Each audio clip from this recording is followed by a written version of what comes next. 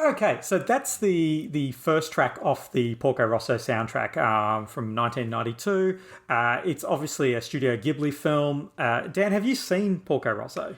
I have. I've seen it. I saw it over the weekend because I knew we were recording, and I thought I'll watch this film. Because originally you were kind of like you didn't know what I was talking about when I said no. Because we were talked about this and we were throwing around all the obvious ones, and then I said Porco Rosso, and you were like, I don't know what that is, and I went, you swine, which was very funny. Well, I found it funny anyway. Porco Rosso is a Studio Ghibli film. It's 1992 thereabouts, and it's about a pilot who, interestingly enough, has been cursed and is now a pig man, but he's still a pilot, and this whole film's kind of based around that. That track is what I love about this film is this weird meld of the actual director is a huge fan of aviation. Miyazaki has just early aviation, loves it. You can also be seen in his other film, The Wind Rises. He's obsessed with this, and he's just got such a love for this kind of era of aviation. And it's not traditionally, I guess, a Japanese thing, which of course the Studio Ghibli films are. So there's this kind of Italian, Porco Rosso is Italian, and that I find really interesting because from a Western point of view, we've been Western society will do Japanese themed movies, possibly, appropriating other people's cultures. Well, here's a Japanese film that we consistently consider Japanese films are a particular genre of film, whereas here they are being influenced by Italian, and the music actually reflects that. And I love this kind of I just love this film. It's one of my favorites because I think it's a bit of an underdog when it comes to the Studio Ghibli. Few people say Porco Rosso is their favorite Studio Ghibli film. And I mean, it doesn't hurt that Michael Keaton provides the dub voice for Porco Rosso, and of course I love Michael Keaton. But yeah, the composer for this too, he also did the Voltron music, which I believe is the same. He's done a lot of anime. He's had this relationship with Studio Ghibli, which are the biggest films in Japan. These are massive films. These are not small films. So I just think it's fascinating listening to that track, having a mix of the cultural kind of influences. Yeah, I mean, I when I first heard the track, because I'm coming from it completely fresh, I hadn't seen the film or anything like that, it kind of struck me as very weird, and I couldn't quite... It's quite a cheerful tune. Yeah. But it's also quite discordant. There's some very discordant kind of notes in there. It doesn't flow like you're expecting a tune to flow. Yeah. It trips you up on occasion. And that's very much...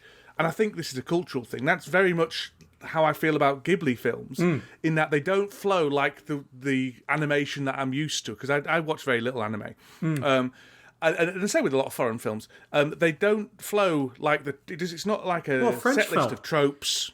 Yeah, it's original. It's original. Now, I wasn't massively a fan of the film. I thought it was good and interesting. Yeah. But I didn't think much happened in it. But that's and that's Studio Ghibli all around. You watch My Neighbor Totoro, and it's like, if you describe what actually happens in the film, it's there's not a huge amount that actually happens. It's almost like slice of everyday life, but it's bizarre life. So I agree. And there was talk about doing a sequel, which I think would have been interesting. Right. Okay. And again, this is more to do with Miyazaki's love of aviation. And also, again, it should be noted from even the prior section, we don't pronounce the names correctly. So just run with it. Forgive us, because there's for some reason composers have names that are not always easy to pronounce. And I was just going to run into this over and over again. So we'll have a bit of a competition about how badly we can butcher people's last names. So yeah, the other thing I wanted to mention about the track, which is I got such a strong The Sims vibe from it. Now, that could be because I've been playing The Sims too often, but after the initial introduction stuff, it just kind of swelled into a kind of bizarro world Sims theme tune.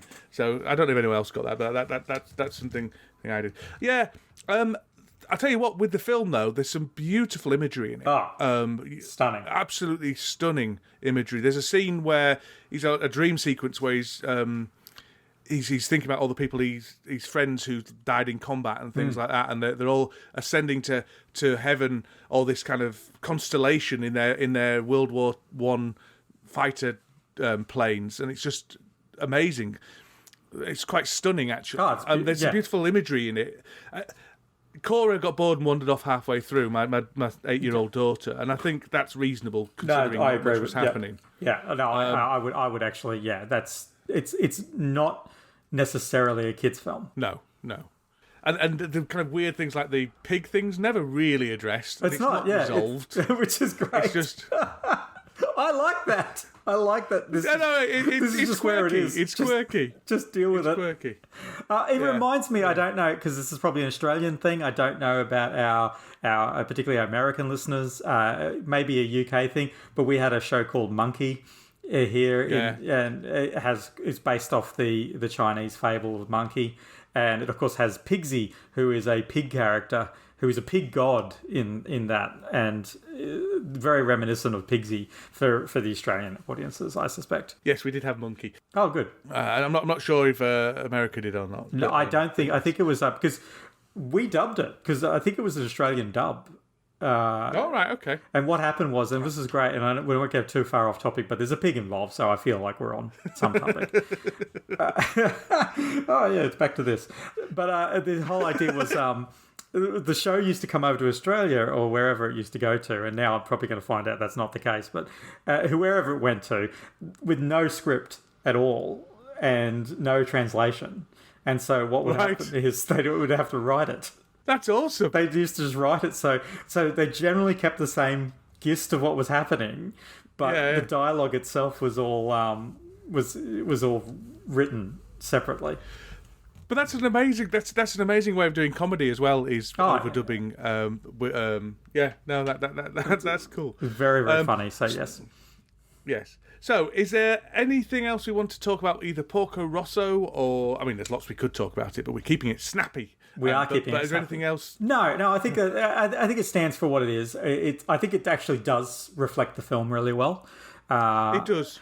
And it's used a couple of times throughout the film as well, so it's a good theme that rides the film quite nicely. I also think it's a beautiful piece of music to listen to standalone as well. Yes. It doesn't rely. It will always be. Now I've seen the film, it'll always have that visual imagery of the film in it, but it's going onto my playlist of just generally interesting, beautiful pieces of music to listen to. I don't think it's too heavily attached. No, it's not. It's not like the Star Wars March or anything like that. Yes. Yeah. Exactly. Yeah. So that was a good one. So the next track up is going to be slightly more cheesy and certainly less artistic. It's going to be the theme from Airwolf, and this is by Sylvester LeVay.